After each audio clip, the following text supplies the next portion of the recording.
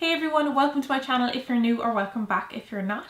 So for today's video I'm going to be continuing my makeup wish list series where I'm telling you all about the makeup products that are on my to buy list and why. And today I'm going to be going through eye products. Down in the description box I'll have a link to the playlist of this series, and I'll also have a link to my blog post where you can see a list of the products with links. And of course, if you like this kind of video, please give it a thumbs up. That just lets me know that you enjoy this kind of content and it helps me out a lot. And if you would like to see more videos from me, you can subscribe by clicking the red button down below.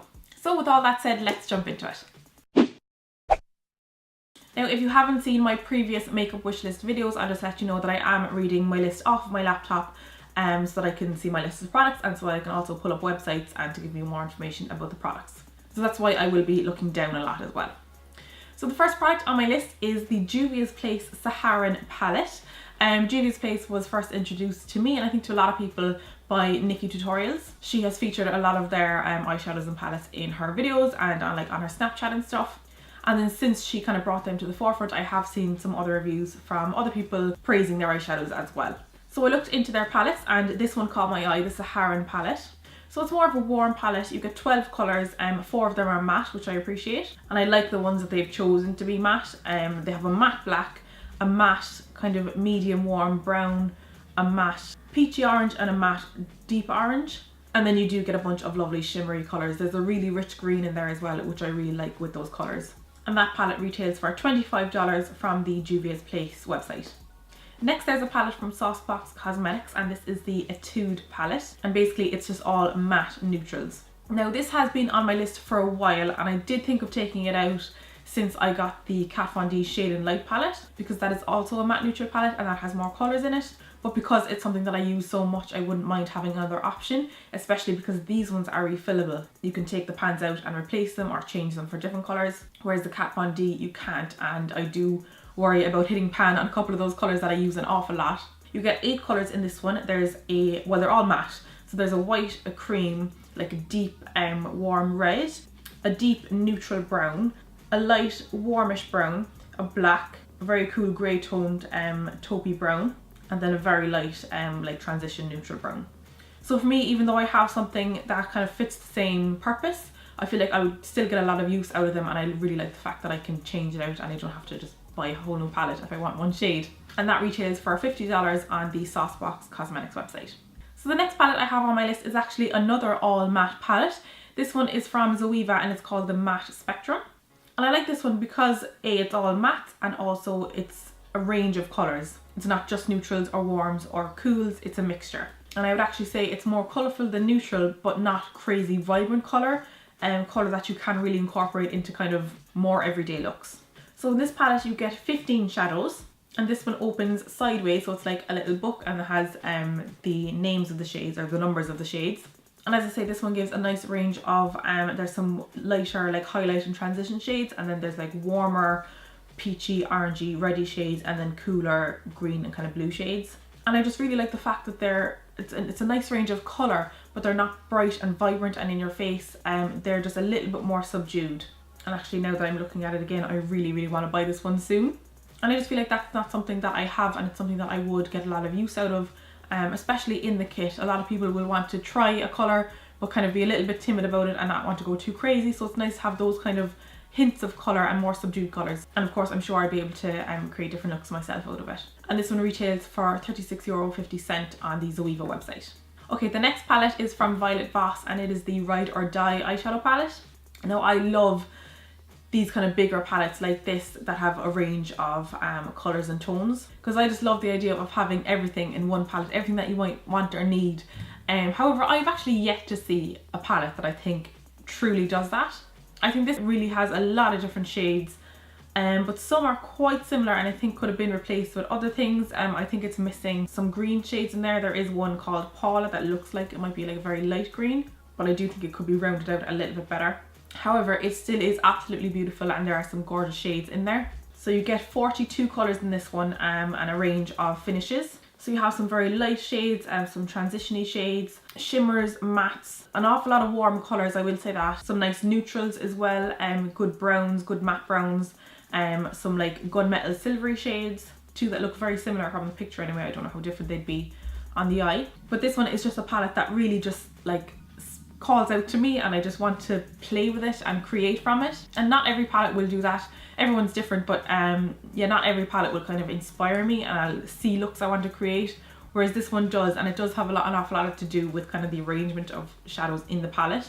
But I think this one is done really well. There's a nice gradient there and it just really speaks to me. However, it does retail for $75. So if it's not something that I think will fill a hole in my makeup collection or in my makeup kit, or if it's not like a must, absolutely must have, like if it was like the perfect palette for me, if it had all those greens and everything in there, I might be buying it a little bit sooner. But because it's more of a want rather than a need, I haven't picked it up just yet, and I'll wait another while before I do that, I think, because that's $75 from the Violet Voss website, and then that would incur shipping from the US and then taxes on top of that, so it could run very expensive for me.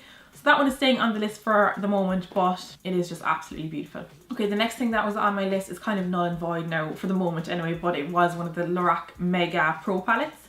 Now they have launched I think 4 of these now, but I believe that they're limited edition, so they go out of stock, and the 4th one that is still listed on their website is out of stock. But it would have been something that's kind of along the lines of the Violet Voss, in that it's a big palette with a lot of colours. Again, I've yet to see a Mega Pro palette that I think is like, yes, that is everything, but they are all beautiful and quite inspiring, and I'll definitely keep my eyes out for the next one.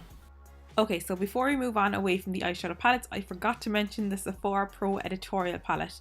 So there are 3 Sephora Pro palettes. There's one warm, one neutral, and then the editorial, and that's the one with the bright, crazy neon colours, which is the one that stood out to me the most. These palettes have been getting some pretty good reviews, and I don't have a palette dedicated to like crazy colours like this. I do have the old Sleek Acid palette, but that quality isn't fantastic, and it could definitely do with updating. Now this does retail for $68, again from the US, so more shipping and taxes. So it's not one that I'm rushing out to get at the moment, especially because I don't think I'll get like a huge amount of use out of it in comparison to like a neutrals palette. But I am really interested in it, and I will definitely be keeping my eye on this one.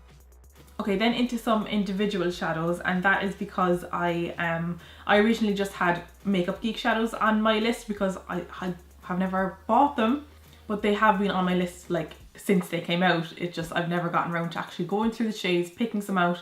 So when I was prepping for this video and I was like linking my products and stuff, I decided to actually go through the shadows and pick some out that I wanted to mention. So I'll just run through the shadows that I did jot down from that. So I have Frappe or Frappe.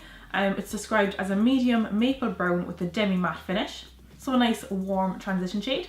High Tea, which is described as a matte medium brown with strong grey undertones.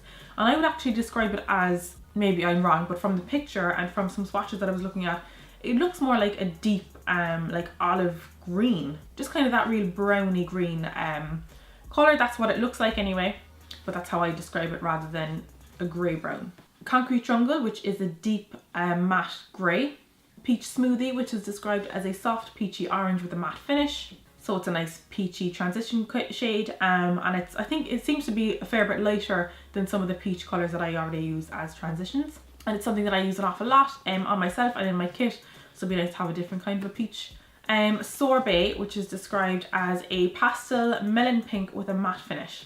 And that sounds about right to me. It does look like a very, very pale melony pink, which again would be a lovely transition shade. I have some light pinks that I like to use as transitions, but they're a lot more kind of cool and really pink kind of coloured, whereas I don't have anything that's like a really warm melony pink.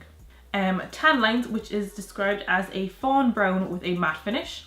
So again, that sounds about right, just a nice warm medium brown, always useful. Homecoming, which is described as a medium brown with gold shimmer.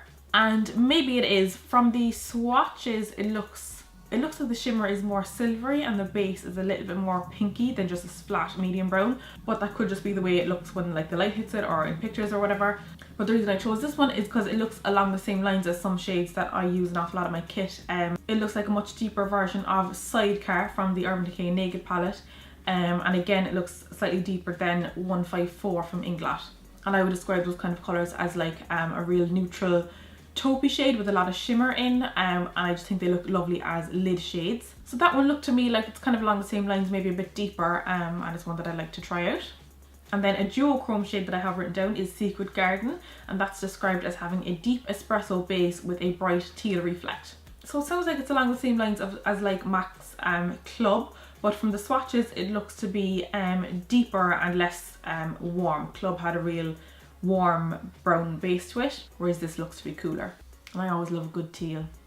And then I wrote down 3 of the foiled shadows. So the first one is In the Spotlight, which is described as a soft pink with coral undertones and a foiled finish. And it just looks like a beautiful, really strong peachy pink. Again, kind of that melony pink highlight.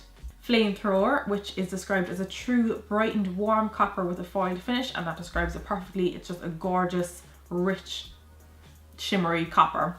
And then finally I have Whimsical written down, which is described as a light silvery pink with a foiled finish. Frosted silvery pink, what the hell? That description is all wrong. But I think it should be light silvery pink with a foiled finish, full stop. And that is how it looks in the pan. In the swatches though, I think maybe the silver shimmer has a real blue base to it, because I think more of the blue is coming out in the pictures, maybe with the flash. And you see kind of less of the pinkness. So those are all of the Makeup Geek shadows that I'd written down on my list. It was just like 2 points. Originally there was just Makeup Geek shadows and Makeup Geek foil shadows written on my list, but I had to really investigate for this video and I've narrowed it down to those ones anyway. So, oh, and those shadows retail, the regular ones retail for $6 and the foiled ones are $10 from the Makeup Geek website. So then moving on from eyeshadows, I have 2 eye primers written down. I have oily skin and very oily lids, so I always need an eye primer to stop creasing. I would also always use one when I'm working on clients. And the one that I really like is the Urban Decay Primer Potion, but I would really like to test out other ones and see what else is good or what else is out there. So I have written down the NARS Smudge Proof Eyeshadow Base. And I think it might have been this one, either this one or the next one, but I think it was this one that I wrote down on the recommendation of Sabrina on YouTube. She, like me, has oily skin and oily lids, and I think I remember her saying that this one was better than the primer potion for her anyway. So I would definitely like to try this out and maybe do a comparison. And that one retails for €27 in Brown Thomas. And then the other eye primer that I've heard really good things about is the Smashbox Photo Finish 24-Hour Shadow Primer. I didn't write down exactly who I heard talking about this, but evidently I did hear someone speaking well of this. So it's just another eyeshadow primer for me to try, and this one retails for €25 in Boots. So then I have 2 brow products written down. The first one is a brow pencil from MAC in the shade Spiked. And MAC describes this as a rich brunette, and the reason I wrote it down is on the recommendation of P. Louise and her team. This is their pencil of choice and it's what they use on most everyone. They just adjust their pressure with how light or dark they want it. So she has said that it's a really good universal shade, so it's definitely one that I'd like to try out and see if I want for my kit. And this retails for €18.50 from Brown Thomas. And then I have another product that will probably stay on the list for a little while, and this is the Anastasia Beverly Hills Brow Pro Palette. So this is a palette of brow powders basically, and you get 11 brow pans, but they're all duo shades, so you get basically 22 colours and then a brow primer, which I've never used. Now personally I have a number of like actual eyeshadows that I like to use as brow colours. Every now and then there'll be kind of a brow colour that I want that I have to kind of mix and adjust, and this looks like that it has those kind of real cool undertoned colours and a really good range of colours, and of course it would be ideal for the kit for working on all different clients. However, it is $88, and again that's coming from the Anastasia Beverly Hills website, so it's coming from the US, so I'll have to have shipping, and then you never know what taxes will be on top of that. And at the moment it's kind of between a need and a want. I might need some extra shades, but I don't know if I need a whole extra palette worth however much that's going to cost me. So at the moment that's staying on the list, and I'll kind of weigh it up. And then I have 2 liner products on the list. Well, 2 liners, but one of those has a couple of shades. So the first one is the Urban Decay Heavy Metal liners, and these are basically glitter liners. And for so long I've been meaning to pick this up in Midnight Cowboy, which is a gold glitter, and it's a really nice gold. It's not too yellow and it's not too greeny. It's just, in my opinion, the perfect kind of gold. And I remember seeing X Sparkins use this way back, and she loved it, and I think that's originally when it caught my eye. But since then loads of people have been using it and loving it, so I've just written down the shades that I want to try out in. So I have Midnight Cowboy, which is that gold, Junk Show, which looks like a real deep hot pink with some multicolored glitter in there as well, and then Distortion, which it's kind of hard to describe. It looks like a pastel holographic kind of glitter, and then from just some swatches that I googled, it does look like that on the skin, but more more of the kind of the light green comes through and it looks very like unicorny. And it just looks like a really interesting shade, and I'd like to try that one out. And then the final product I have is kind of a boring one. It's the MAC Kohl pencil in Feline, which is just a black eyeliner. And I might have written this down again kind of on the recommendation of from a P. Louise masterclass. But I think the reason I wanted to put it down is because when I'm lining a waterline, I'll tend to use gel because it'll last all day. But their technique is more to line the waterline and smudge it down into the lash line, which is a little bit more tricky to do with gel because it doesn't tend to be as creamy, and it depends on the brand you're using as well. But also because just in general I just tend to reach for gels now, and I do have the Urban Decay 24/7 pencil in Perversion, and I like that and it's fine, but I just don't have a black pencil that I really love, and I would just like to at least try another one and see if there's anything out there that I do enjoy using. So that rounds it up for the eye portion of my makeup wish list. And if you're interested in what lashes I want to buy, those were included in, I believe it was the second one that went up. It was a mixture of brushes and accessories and lashes. So you can check that out in the playlist that's linked down below. And once again, don't forget to give a thumbs up if you enjoyed, and subscribe if you'd like to. And leave me a comment if you've tried any of these products and what you thought, or if you have any recommendations of what you think I should add to my list, because I'm always happy to keep adding to it. So that's it from me for today, guys. Thank you so much for watching, and I will see you on the next one. Bye, guys. And if you're new or well, God, my f***ing voice. Welcome to my channel. Welcome to my channel. Let's not say it like that. Hey everyone, welcome to my channel. Welcome. I think I have a cold coming on. My makeup wish listed. And of course, if you like this kind of video, please give it a thumbs up. And if you would like to see more videos from Minty, and if you would like in those color range, Sin from the Urban Decay Naked palette. Is it Sin? No, not Sin. Wait. The eye primer that I've heard like a hillbilly is the Smashbox